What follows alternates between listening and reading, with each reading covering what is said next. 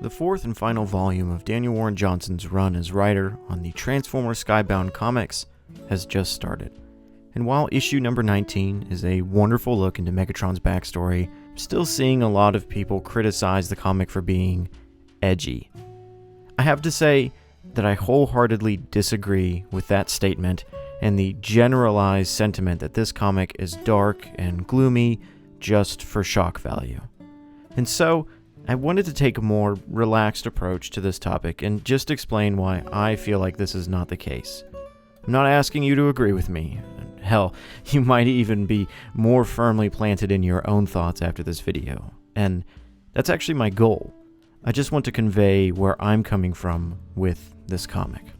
Firstly, I think we need to understand the mind behind these first 24 issues of Transformers Skybound. Daniel Warren Johnson has been writing comics for a while now, and all of his works are beloved titles that I own, aside from his Marvel and DC outings, as they're currently about to be reprinted, so I'm kind of holding off on buying older copies. His start in comics was a short tale named Space Mullet, and it's a pretty straightforward space adventure starring a ragtag group of bounty hunters. But Extremity is really where I feel like Johnson started hitting his stride.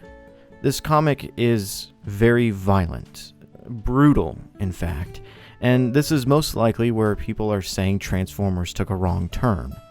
Johnson uses violence in his comics to convey the stakes of the world. I have never felt like he uses it just because. Yes, there is a lot of it at times, and yes, characters will die left and right. But to me, it's never felt like Johnson was being lazy and just wanted less characters. It more felt like he was trying to raise the stakes in a hard-hitting way, not just for shock value. Extremity does have an important message at the end of it, but I think it's better to reference his work in Murder Falcon and do a powerbomb to get my next point across. I actually already did a video covering Murder Falcon, so please go take a look at it after this video. It's a project that I'm extremely proud of, especially because Johnson even left a comment on it. That was awesome to see. But both of these titles have something that Johnson said is a requirement for his stories: heart. There is a message at the center of these stories and behind all of the brutality. Both have messages that younger readers and older ones need to hear, not just from an entertainment perspective, but also a personal one. Murder Falcon is about overcoming the crushing weight of anxiety, and Do a Powerbomb is about learning to let go of the ones that we have lost in life. This is where Transformers shines. Transformers Skybound has been Daniel Warren Johnson's longest-running writing credit in comics. And so, it's a little hard to see the full scope of his work, as it's not fully released at the time of this recording. I firmly believe that Johnson's work is best read in totality. All of his previous comics are good if you were to read them as single issues when they came out. But it's the full story, all in one, that truly makes his work remarkable. For Transformers, I believe this is the case with each volume, and furthermore, will be even greater when the first book releases later this year, which collects issues 1 through 12. Johnson is playing the long game. He's telling a story with brutality and heart over a large period of time, and only with that full story in hand will we get to see the true marvel of it. That's not to say every issue of Transformers is as good as the other. So far, I'd say that this comic has averaged an 8 out of 10 to even a 10 out of 10 score for me, with really only one issue dipping into 7. But still, I think that this continuity is one of the greatest we've ever had in the franchise. Okay, but why do I think that? We still have copious amounts of death and destruction in this comic. Characters are killed off quickly, with sometimes no fanfare and no farewell. So how on earth can I not call this comic dark and edgy? Well, just as with his previous comics, I feel that Johnson is using the brutality to further the heart of his story. Bumblebee's death is shocking, yes. Johnson has confirmed he killed Bee off because he was tired of seeing the character so much and that he didn't want to draw his round body. But he doesn't allow those personal reasons to be the main factor in the comics. B's death is used to immediately establish a link between Spike and Optimus, a link that is not even verbal at first, but simply shown through the amazing artwork on display. These two main characters understand each other through the shared loss of family. Two beings who are nothing alike in any way really are able to connect and be there for each other through a single word: family. Optimus has lost so much in this war, and he will continue to lose more.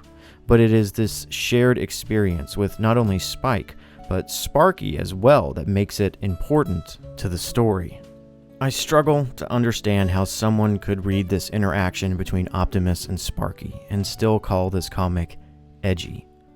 This is such a tender moment between these two men who have witnessed true evil, all in the name of war.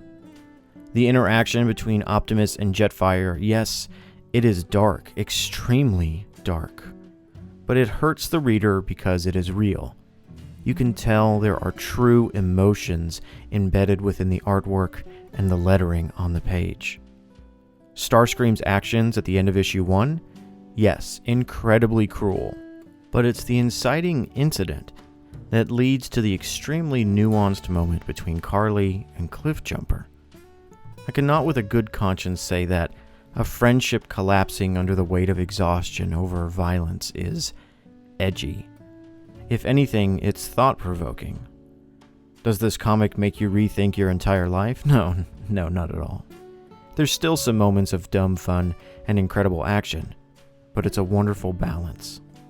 Yes, if you choose to focus on the brutality, then this series will feel suffocating at times. But Johnson has expertly crafted a story of hope to combat this. Volume 3 is a little bit darker than the previous two, as it's getting to the end of the storyline wherein Megatron returns and the Autobots are on the back foot for the majority of the time. Some would say that this story is realistic, as characters die suddenly in battle. And while I don't disagree, I'm not the hugest fan of using that explanation. Yes, it is realistic that characters will die in war, but this comic really isn't striving for realism. The heart behind this story is extremely apparent to me. But again, maybe you haven't been able to experience it because of the darkness that surrounds the main characters. My suggestion is to read volumes 1 and 2 back to back, or at least as closely together as you can. Volume 3 does have some moments of hope when the incredible Shredhead shows up, making even the battle-worn Alita smile. While the overall trajectory of the story is heading towards the Autobots being the underdogs, this isn't super uncommon in the franchise. And speaking of the franchise, if you think Skybound is dark and edgy, I would suggest you read through IDW's run of the comics, especially Phase 3 and 4, as there are some extremely dark and gory moments in that series that would make even Daniel Warren Johnson blush. And that's not a condemnation of IDW, by the way. I just wanted to make that comparison. So hopefully now you can understand where I'm coming from when it comes to Transformers Skybound. Also, if you'd like to hear my thoughts on new issues when they release, then check out Teletraan Tapes. It's a podcast that I'm a part of.